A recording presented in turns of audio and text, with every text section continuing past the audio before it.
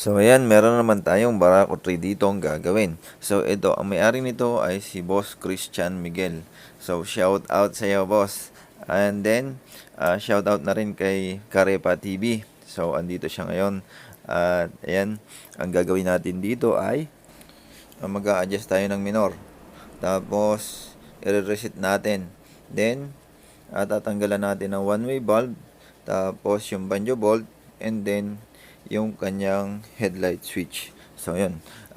Iisa-isahin lang natin mga boss. Dito, inoobserbahan ko lang kung ilan talaga yung kanyang RPM sa idle.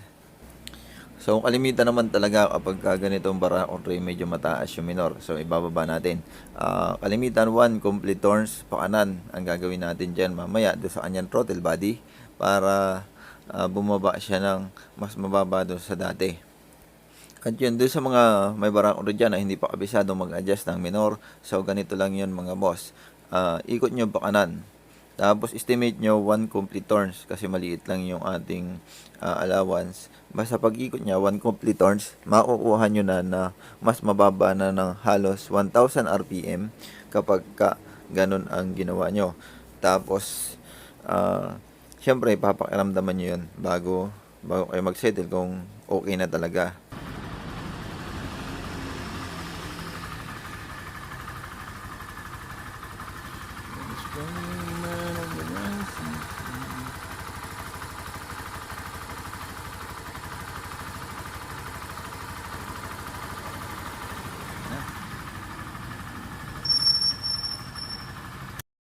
At na-adjust na natin ang minor, kasunod naman, i-reset na natin ito.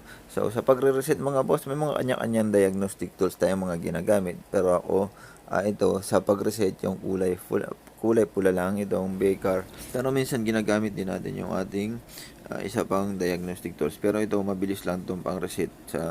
Sa pag-reset mga boss, ilang minuto lang yan, tapos na agad.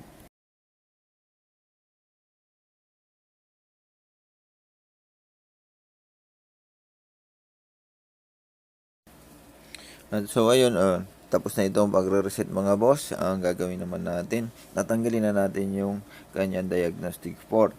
Tapos, ang gagawin natin, tatanggalan natin siya ng one-way valve.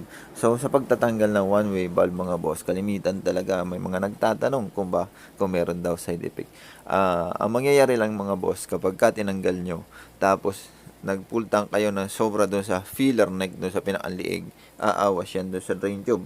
Yun naman, dapat talaga hanggang doon lang sa may liig kapag nagtanggal kayo ng one-way valve. Pero ito talaga, itong pagtatanggal ng one-way valve, ito'y prevention na rin sa pagkasira ng fuel pump. Kasi kapag yan ay nagkaroon nga ng negative pressure, pwipersahin ng fuel pump mag-pump ng walang sinusupply na gasolina. Doon masisira yung fuel pump ninyo. So, doon sa group ng Barako Nation, mga boss, Barako 3 FI Nation, meron nang nag-post na nag-convert na siya ng carb. I mean, FI to carb. So, di ba, parang ibang pakinggan. FI ka na, nag-convert ka pa ng carb. Kasi, ang sabi niya, mga boss, ay mahal daw yung fuel pump.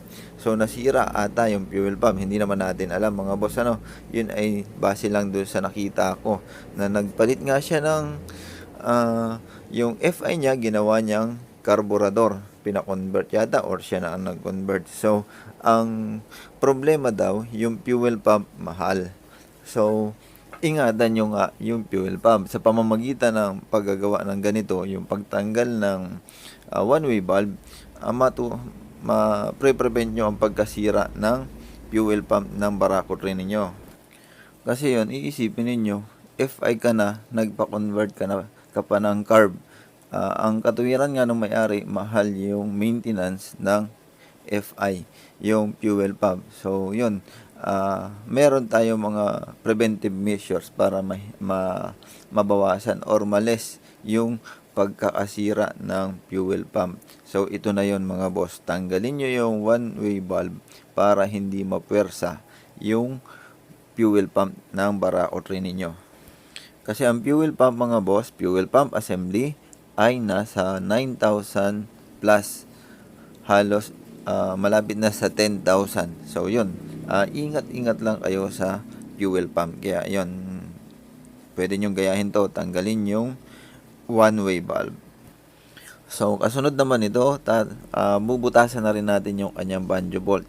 Kasi yun nga, mararamdaman nyo napakainit ng singaw. So kapag binutasan nyo yung banjo bolt, lalakas yung oil flow, malakas, maraming volume ng langis yung magsisirculate agad, kaya malamig yung singaw. So yun yung purpose ng pagbubutas ng banjo bolt. Pero may nagko-comment na naman, may nagsasabi na lumalamya yung batak. Walang connection yun mga boss. Kasi yan ay langis lang naman. Siguro may iba kayong nagalaw kaya lumamya yung batak. Lalo sa mga dekarburador. Yan, kasunod naman na gagawin natin ay itong tail light niya mga boss. Itong tail light, napakaalog. So babaguhin natin. Kapag gusto nyong walang kalog yung tail light, tanggalin nyo lang yung bushing or putulan nyo lang. Ang ginagawa ko mga boss, pinuputulan ko yung bushing nyan. So pag naputulan nyo yan ng halos isang talim na laghari ang kapal, okay na yun. Pag higpit nyo, fit na. Wala nang kaalog-alog. So itong mga boss, alugan talaga ito. Medyo sobra yung bushing, kaya kahit sobrang higpit na nung stud or nung bolt na taillight natin ay siya, parang kumakalampag pati yan pagka lalo sa rough road. Kaya ang gagawin nyo mga boss, putol yung bushing. Puputulan, isang talim lang yung puputulin, isang talim na naghari. So itong mga boss, naputulan na natin. At ayan, kakabit na natin mga boss. Pag naikabit yan, hinigpitan natin ang mahigpit yung kanyang bolt, yung 6mm na bolt. Ayan, kinakabit na natin. So pag higpit niya mga boss, okay na, wala nang galog-alog. Pero huwag nyo susubrahan para meron din siyang, kasi may damper yan para hindi nga mabasag yung tail lamp. Ayan, pag higpit natin mga boss, tetestingin natin. O ayan na, wala na siyang alog. So ganun lang yung paggagawa ng tail light. Ayan na. Pag higpit natin, wala na siyang alog. Pero gumagana pa rin yung kanyang damper kasi hindi naman natin sinobrahan ng putol. So ito naman mga boss, nilagyan ko rin siya ng switch. So sa tutorial ng headlight switch, meron tayo niyan. Search nyo na lang dito sa channel natin. Inilagay natin dito ay pambarauan na right handle switch, yung pang electric start. So may high and low, gumagana, on and off. Tapos tinanggal natin yung sa speedometer na ilaw niyan mga boss. Kaya yun yung kagandahan. Kapag pinatay mo naman yung o nilagyan mo ng headlight switch, hindi agad mapupundi kasi pag malamig ang panahon, napupundi talaga kasi biglang andar, malamig ang panahon, malamig yung bumbilya, mataas ang idle ni Barracuda, kaya nagkakaroon siya ng busted na valve. At so yun, nakompleto na natin. At ayan, pauwi na si Bossing Christian. So yun, maraming salamat mga boss.